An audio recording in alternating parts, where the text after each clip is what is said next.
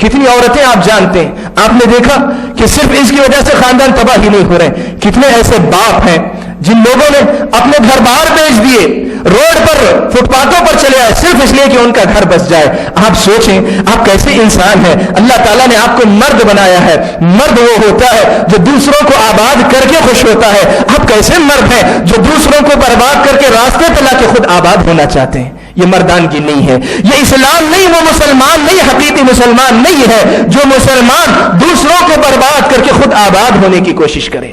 آپ کیا کر رہے ہیں؟ میر تقی میر ایک شاعر ہے، اردو زبان کا بہت مشہور شاعر میر تقی میر. ان کی بیٹی بھی اسی جہیز کی بھیڑ چڑی تھی تو انہوں نے ایک جملہ کہا. جملہ بڑا سیدھا سادہ جملہ، لیکن ایک باپ کی طرف، ایک باپ کا درد، ایک باپ کا جو مطلب کسک ہو سکتی ہے وہ اس شعر کے اندر آپ محسوس کریں.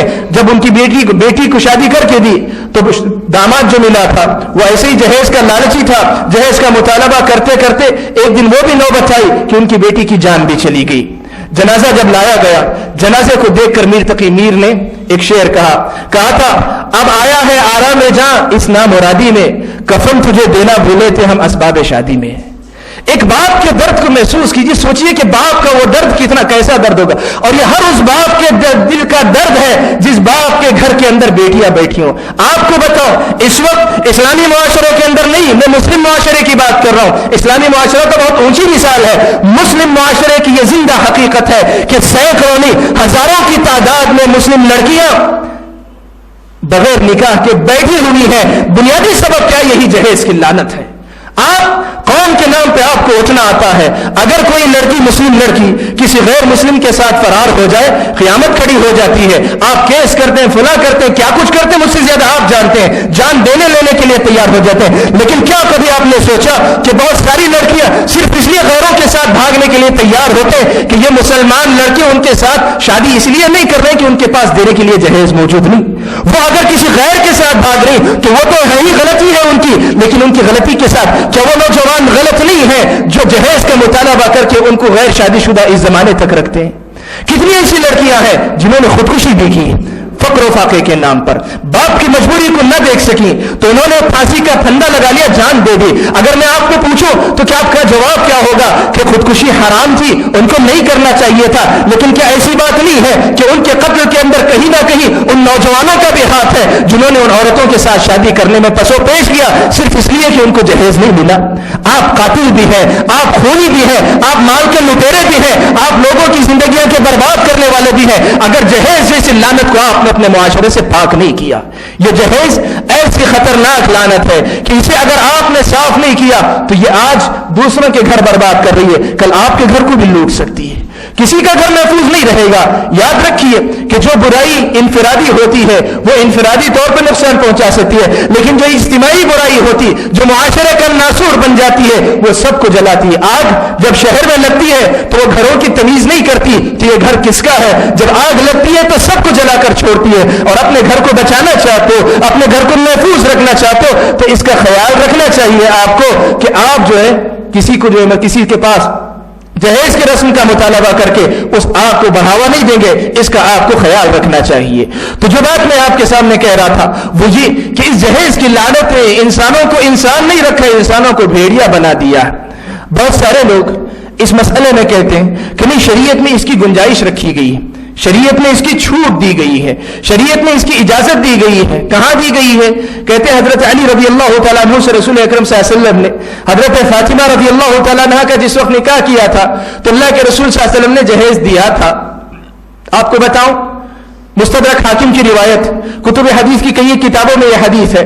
خود حضرت علی رضی اللہ تعالیٰ عنہ کہتے ہیں کہ جہز رسول اللہ صلی اللہ علیہ وسلم فاطمہ فی خمیل وقربۃ ووسادۃ حشوها لیف.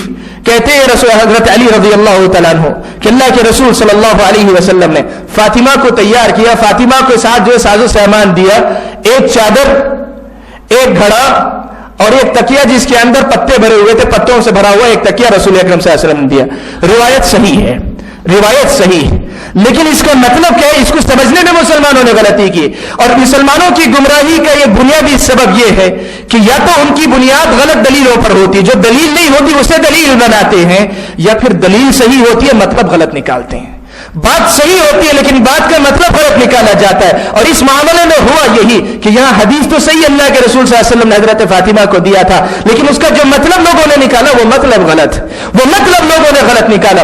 سب سے پہلی بات آپ یہ بات سمجھیں کہ اللہ کے رسول صلی اللہ علیہ وسلم نے حضرت فاطمہ رضی اللہ تعالیٰ عنہ کے ساتھ جو ساز و سامان دیا تھا، کیوں دیا تھا؟ حضرت علی رسول اکرم صلی اللہ علیہ وسلم کے زیر سایہ پروان چڑھے. وہ آپ کے چچا زاد بھائی ہیں. اللہ کے رسول صلی اللہ علیہ وسلم نے اپنے حضرت علی رضی اللہ تعالیٰ عنہ کی پرورش کی، اپنی نگرانی میں رکھا ہے. حضرت علی رضی اللہ تعالیٰ عنہ کو اللہ کے رسول صلی اللہ علیہ وسلم نے اہل علم نے صراحت کی کہ یہ حضرت علی رضی اللہ تعالیٰ عنہ کی مدد کے لیے اللہ کے رسول صلی اللہ علیہ وسلم نے دی تھی. علی نے مانگا نہیں تھا، علی نے مانگا نہیں تھا رضی اللہ تعالیٰ عنہ. اللہ کے نبی صلی اللہ علیہ وسلم نے اپنی مرضی سے دیا تھا، علی نے مانگا نہیں تھا. لہٰذا جتنے یہ بھیک منگے ہیں، جتنے زیادہ یہ مانگنے کے عادی ہیں، ان کے لیے اس حدیث کے اندر کوئی گنجائش نہیں ہے.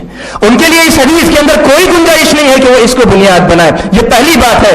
دوسری بات یہ کہ اللہ کے رسول صلی اللہ علیہ وسلم نے اہل علم نے کہا کہ حضرت علی کی مجبوری کو دیکھتے ہوئے اللہ کے رسول صلی اللہ علیہ وسلم نے خود کیا تھا. اللہ کے رسول صلی اللہ علیہ وسلم نے ان کی مجبوری کو دیکھتے ہوئے حضرت علی رضی اللہ تعالیٰ عنہ کو دیا تھا. وہ بیٹی کا جہیز نہیں تھا، بیٹی کا جہیز نہیں تھا، وہ اپنے بھائی کی مدد کے لیے رسول اکرم صلی اللہ علیہ وسلم نے دیا تھا. شادی کے وقت چونکہ حضرت علی ایک نیا گھر بسانے جا رہے ہیں اور اللہ کے نبی کے ساتھ ہیں، اس لیے اللہ کے نبی صلی اللہ علیہ وسلم نے حضرت فاطمہ کی مدد کرنے کے حضرت علی کی مدد کرنے کے لیے اللہ کے رسول صلی اللہ علیہ وسلم نے دیا تھا. علی کو دیا تھا، علی کی مدد کرنے کے لیے. فاطمہ کا جہیز نہیں تھا وہ.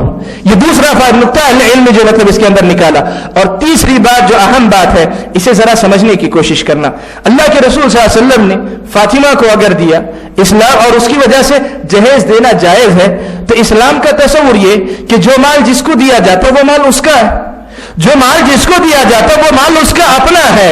بیوی کا مال شوہر کا نہیں ہوتا، بیوی کا مال ساس کا نہیں ہوتا، بیوی کا مال سسر کا نہیں ہوتا، بیوی کا مال دیور یا آپ جیٹھ کا نہیں ہوتا.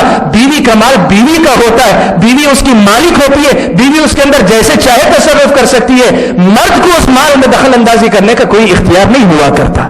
اگر جہیز کا مسئلہ اگر آپ کہنا چاہتے ہیں کہ اللہ کے نبی نے فاطمہ کو دیا تھا اس کی وجہ سے دینا جائز ہے، تب پھر باپ اپنی بیٹی کو جو مال دینا چاہے اس کی مرضی سے دے. آپ کو حق نہیں کہ مجھے مجھ سے شادی کرنا چاہتے ہو تو اپنی بیٹی کو اتنا مال دو. کیوں؟ اس لیے کہ وہ لائے گی یا نہیں لائے گی، دونوں صورتوں میں مال اس کا اپنا ہے. وہ چاہے تو اپنے شوہر پر خرچ بھی نہ کرے. اسلام یہ کہتا ہے کہ مال اس کا اپنا ہے، وہ چاہے تو شوہر پہ خرچ بھی نہ کرے، وہ مال اپنے پاس اٹھا کر رکھے، اسے اسلامی شریعت میں حق ہے. پھر کس لیے آپ مانگتے ہیں؟ مال اس کا اپنا ہے اگر مانگتی ہے. آپ کو بتاؤں، حضرت ابو سعید خدری رضی اللہ تعالیٰ عنہ روایت کرتے ہیں، صحیح بخاری ہی کی روایت ہے کہ رسول اکرم صلی اللہ علیہ وسلم کے پاس حضرت زینب آئی اور آ کر کہنے لگی، کہتی ہیں حضرت ابو سعید کہتے ہیں کہ حضرت زینب رضی اللہ تعالیٰ عنہ جو حضرت عبداللہ ابن مسعود کی بیوی تھی، انہوں نے حضرت عبداللہ ابن مسعود سے پوچھا، کہا کہ اے عبداللہ، تم بہت مسکین آدمی ہو، فقیر آدمی ہو، اگر میرے اوپر جو زکوٰۃ واجب ہوتی ہے وہ زکوٰۃ کا مال اگر تم کو دوں تو دینا جائز ہے کیا؟ یہ اللہ کے رسول صلی اللہ علیہ وسلم سے پوچھ کر آ جاؤ. حضرت عبداللہ ابن مسعود سے ان کی بیوی کہتی ہیں کہ میرے پاس جو مال ہے اس کی جو زکوٰۃ نکلتی ہے وہ زکوٰۃ کیا میں تم کو دے سکتی ہوں؟ یہ اللہ کے رسول صلی اللہ علیہ وسلم سے پوچھ کر آؤ. یہ اللہ کے رسول صلی اللہ علیہ وسلم. حضرت عبداللہ نے کہا کہ میں نہیں پوچھ سکتا، مجھے شرم آئے گی، میں نہیں پوچھ سکتا. حضرت زینب خود گئی اللہ کے رسول صلی اللہ علیہ وسلم کے پاس، جا کر اللہ کے رسول صلی اللہ علیہ وسلم سے پوچھا کہ اللہ کے نبی، میرے پاس مال ہے، اس کے اندر زکوٰۃ واجب ہوتی ہے، کیا میں اس مال میں سے خرچ کرنا چاہوں، اپنے شوہر کو دینا چاہوں، زکوٰۃ کا مال شوہر کو دینا چاہوں تو کیا دے سکتی ہو؟ اللہ کے رسول صلی اللہ علیہ وسلم نے جواب میں کہلا بھیجا کہ ہاں تم دے سکتی ہو، تم کو دگنا اجر ملے گا. ایک تو صدقہ زکوٰۃ دینے کا اجر ملے گا، دوسرا اپنے رشتے کا خیال رکھنے کا تم کو ثواب ملے گا. معلوم کیا ہوا کہ زینب مالدار عورت ہے، عبداللہ ابن مسعود فقیر ہے. زینب اتنی مالدار ہے کہ وہ زکوٰۃ دینے والی ہے، عبداللہ ابن مسعود شوہر ہے لیکن اتنے فقیر ہے کہ وہ زکوٰۃ لینے والی. یہ اسلام ہے. مسلمانوں اس اسلام کے ترجمان بنو. عورت کا مال عورت کا ہے، اگر جہیز جائز بھی ہوگا تو عورت کا اپنا مال ہے، تمہارا اور میرا اس میں کیا حق بنتا ہے؟ اس چیز کو یاد رکھنا اور اسلامی معاشرے کے اندر اس چیز کو زندہ کرنے کی کوشش کریں. عام طور پر نوجوان اگر ارادہ بھی کرتے ہیں تو والدین جو ساس یا سسر کی حیثیت سے ہوتے ہیں اس مسئلے میں دخل اندازی کرتے ہیں. اللہ کی خاطر اس بات کو یاد رکھیں. اللہ تعالیٰ نے کہا لا تأکلوا اموالکم بینکم بالباطل. تم جذباتی یا جو مطلب ایموشنل بلیک میل جسے کہتے ہیں، جذباتی استحصال کے ذریعے بھی اس کا مال لینے کی کوشش نہ کرنا.